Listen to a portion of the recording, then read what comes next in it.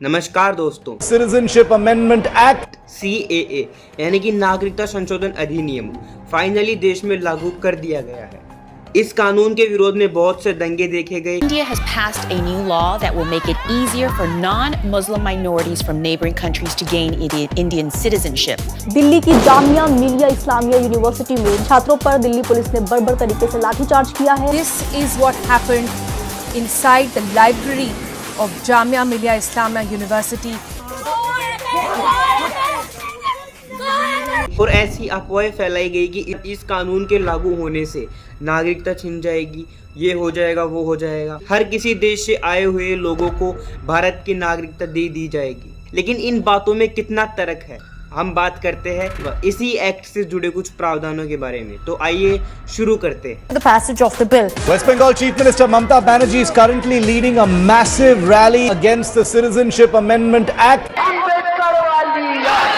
को पुलिस ने गिरफ्तार किया है। यहाँ पर सैकड़ों हजारों प्रदर्शनकारियों को डिटेन किया जा रहा है, उनको ले जाया जा रहा है। हम चाहते क्या? We are here at August Kranti Maidan in Mumbai, where thousands of people have gathered to protest against the Citizenship Amendment Act.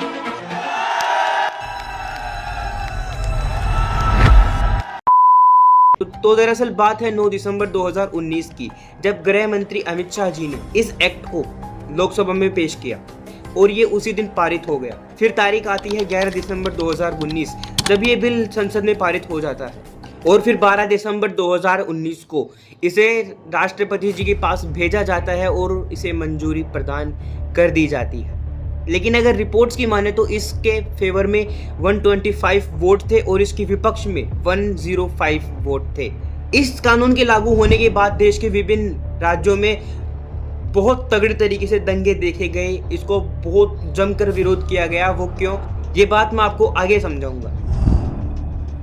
नागरिकता संशोधन अधिनियम CAA ये एक ऐसा कानून है जिसके अकॉर्डिंग दिसंबर 2014 से पहले 3 पड़ोसी देश बांग्लादेश, पाकिस्तान और अफगानिस्तान से प्रताड़ना झेलकर आए हुए धार्मिक अल्पसंख्यकों को नागरिकता दी जाएगी। मैं आपको बता दूं कि इस एक्ट के अकॉर्डिंग 6 धार्मिक अल्पसंख्यकों को भारत की नागरिकता दी जाएगी। हिंदू, सिख, बौद्ध, जैन, ईसाई, पारसी समेत। बेसिकली अगर इसका एजेंडा अगर हम समझे तो CAA एक्ट एक ऐसा एक्ट है जो गैर मुस्लिम जो शरणार्थी आए हुए थे, जो गैर मुस्लिम जो प्रवासी थे, उनको भारत की नागरिकता देना है। और यही कुछ रीजन थे 2019-20 में जिसके कारण इस बिल का बहुत ज़्यादा विरोध देखने को मिला था। अब यहाँ बहुत से लोगों को कंफ्यूजन होगा कि क्या इस कानून से किसी भी देश से आए हुए शरणार्थी को भारत की नागरिकता दी जाएगी। तो मैं आपको बता दूं कि ऐसा बिल्कुल भी नहीं है। इस कानून से सिर्फ 3 पड़ोसी देशों से आए हुए शरणार्थियों को ही भारत की नागरिकता दी जाएगी, पाकिस्तान, बांग्लादेश और अफगानिस्तान। इस एक्ट से सिर्फ गैर मुस्लिम शरणार्थियों को ही भारत की नागरिकता प्रदान की जाएगी। अब यहाँ बहुत सी अफवाहें ये भी फैल रही है कि इस एक्ट के आने से नागरिकता छीन ली जाएगी। तो मैं आपको बता दूं कि ऐसा बिल्कुल भी नहीं है। इस एक्ट को लाया गया है ताकि जो शरणार्थी है उनको नागरिकता दी जा सके, ना कि किसी से नागरिकता छीनी जा सके। अगर आपको वीडियो अच्छा लगा हो तो वीडियो को लाइक, कमेंट, शेयर, सब्सक्राइब जरूर करना। धन्यवाद।